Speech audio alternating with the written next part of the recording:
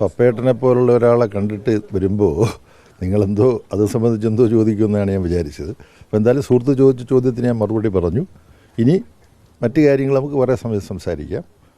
പിന്നെ നമ്മുടെ മലയാള ഭാഷയുടെയും സാഹിത്യത്തിൻ്റെയും സംസ്കാരത്തിൻ്റെയും ഒക്കെ വലിയ ഒരു വരപ്രസാദമായി പരിഗണിക്കേണ്ട ആളാണ് ടി പത്മനാഭൻ എന്ന പപ്പേട്ടൻ. അദ്ദേഹത്തെ കാണാൻ വേണ്ടിയിട്ടാണ് ഇവിടെ വന്നത്. കണ്ണൂരിൽ വരുമ്പോഴെല്ലാം സമയമുണ്ടാക്കി പപ്പേട്ടനെ കാണാറുണ്ട്. അഥവാ എപ്പോഴെങ്കിലും കാണാൻ കഴിയാതെ പോയാൽ ഫോണിൽ പപ്പേട്ടനുമായിട്ട് സംസാരിച്ചിട്ടാണ് പോകുന്നത്.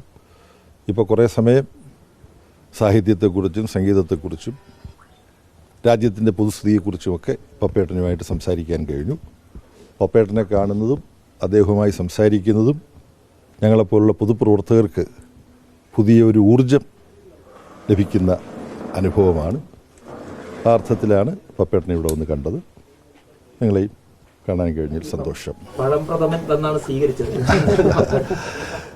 നമ്മുടെ രാജ്യസഭാംഗം ശിവദാസൻ ഈ മറ്റ് രാസവളങ്ങളൊന്നും ഉപയോഗിക്കാതെ ജൈവ കൃഷി നടത്തി വിളയിച്ച പഴമാണ് പപ്പേട്ടന് കൊടുത്തത്.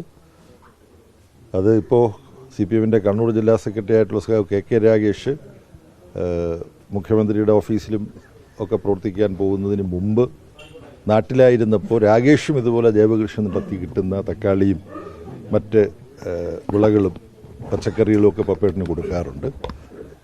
നിങ്ങൾക്ക് അധികം പരിചയം ഉണ്ടോ എന്ന് സംശയമുണ്ട്. ഒരു കുഞ്ഞിക്കണ്ണേട്ടനുണ്ട്, AP കുഞ്ഞിക്കണ്ണൻ, മാഹിയിലെ മലയാള കലാഗ്രാമമൊക്കെ നിർമ്മിച്ച് നൽകിയ വ്യക്തി. അദ്ദേഹം ചെന്നൈയിലുള്ള ആളാണ്, ഇത് മരിച്ചുപോയി. അദ്ദേഹം ഇതുപോലെ ജൈവകൃഷി നടത്തി നെല്ല് വിളയിക്കുന്നുണ്ട്. അതിൻ്റെ പങ്ക് പപ്പേട്ടന് കൊടുത്തേക്കും. മാന്തോപ്പുണ്ട്, അവിടെയും ജൈവകൃഷിയാണ്. അത് ഒരു പെട്ടി മാങ്ങ അദ്ദേഹമുള്ള പപ്പേട്ടന് കിട്ടുമായിരുന്നു, എനിക്കും ഒരു പെട്ടി കിട്ടുമായിരുന്നു. അപ്പം ഇങ്ങനെ കാർഷിക മേഖലയിൽ ഈ അമിതമായ രാസവള പ്രയോഗത്തിൻ്റെ എല്ലാം പ്രശ്നങ്ങൾക്കെതിരെ ജൈവകൃഷി പിന്തുടരുന്ന ഒരുപാട് പേര് പപ്പേട്ടൻ്റെ കഥയുടെയും സാഹിത്യത്തിൻ്റെയും ആരാധകരാണ്. അപ്പോൾ പപ്പേട്ടൻ എങ്ങനെ ആരുടെയെങ്കിലും അടുത്ത് നിന്ന് എന്തെങ്കിലും കിട്ടിയാൽ ആ ഒരു എന്നെ വിളിച്ച് പറയും ഇങ്ങനെയുണ്ടെന്ന്. അപ്പോൾ അവരോട് ഞാൻ വിളിച്ചു ചോദിക്കും പപ്പേട്ടന് മാത്രമേ ഇത് കൊടുക്കുന്നുള്ളൂ എന്ന്. അപ്പം ഞങ്ങളിങ്ങനെ ഉള്ള കാര്യങ്ങൾ പങ്കിട്ട് എടുക്കാറുണ്ട്.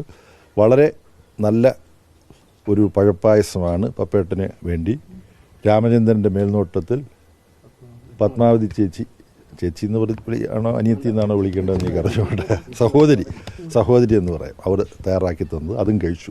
അപ്പോൾ അതിൻ്റെ മധുരവും പപ്പേട്ടൻ്റെ സ്നേഹത്തിൻ്റെ സൗരഭ്യവും ഒക്കെ ആയിട്ടാണ് ഞങ്ങൾ ഇവിടുന്ന് മടങ്ങുന്നത്. ഓക്കെ. അല്ല, പൊതുവിലുള്ള ഇന്ത്യയിലെ സ്ഥിതി, ഇപ്പോഴത്തെ അതിർത്തിയിലെ പ്രശ്നങ്ങൾ, അതൊക്കെ സംബന്ധിച്ചിട്ടുള്ള നിരീക്ഷണങ്ങൾ അദ്ദേഹം പറഞ്ഞു. ശരി, അപ്പോൾ വളരെ സന്തോഷം.